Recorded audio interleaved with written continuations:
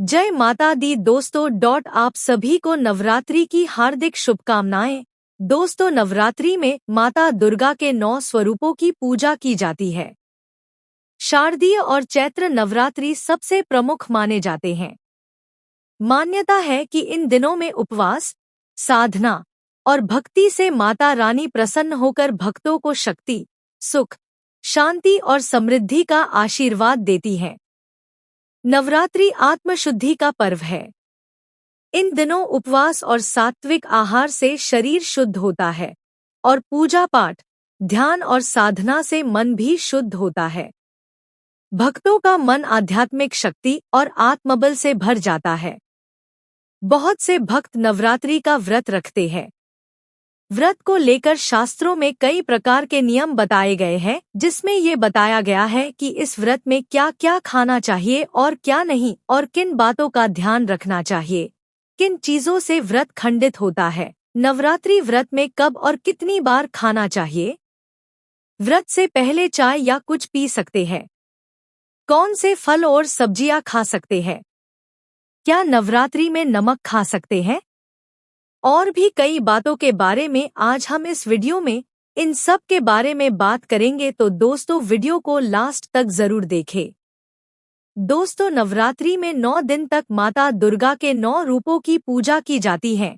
ऐसे में कई लोग 9 दिन तक व्रत करते हैं, तो कई उपवास करते हैं, तो कई निर्जला व्रत करते हैं। आपको बता दें कि कुछ लोग नवरात्रि का पहला और आखिरी ही उपवास करते हैं, तो कुछ लोग पूरी नवरात्रि के 9 दिन तक व्रत व उपवास करते हैं। दोस्तों, आइए अब हम यह जान लेते हैं कि व्रत में क्या क्या खा सकते हैं। तो दोस्तों, इस व्रत में चावल, गेहूं का आटा, बेसन, दालें और अरहर, चना, मसूर जैसी चीजें वर्जित मानी जाती है।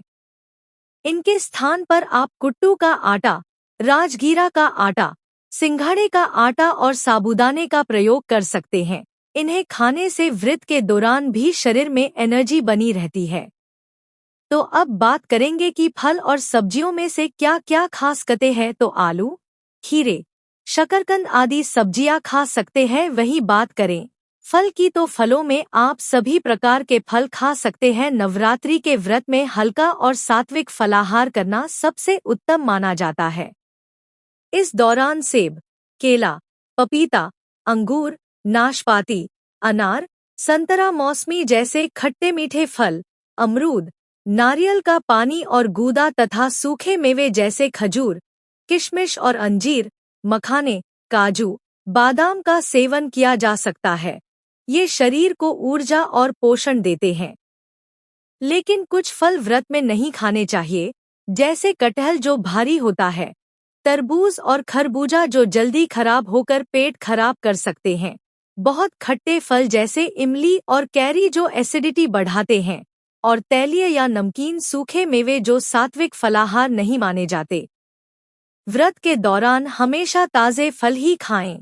पैकेज्ड जूस की बजाय ताज़े रस को प्राथमिकता दें। अब आपको बता दें कि इस व्रत में क्या क्या नहीं खाए। तो व्रत में मांस, मछली, अंडा और शराब जैसी चीजों से दूर रहना अनिवार्य है। ये न केवल शरीर को अशुद्ध बनाते हैं, बल्कि व्रत और पूजा की पवित्रता को भी भंग करते हैं। तो दोस्तों, अब हम बात करेंगे कि नवरात्रि में किन बातों से और दूर रहना चाहिए। दोस्तों, व्रत के दौरान क्रोध, झूठ, अपशब्द और नकारात्मक विचारों से दूर रहें।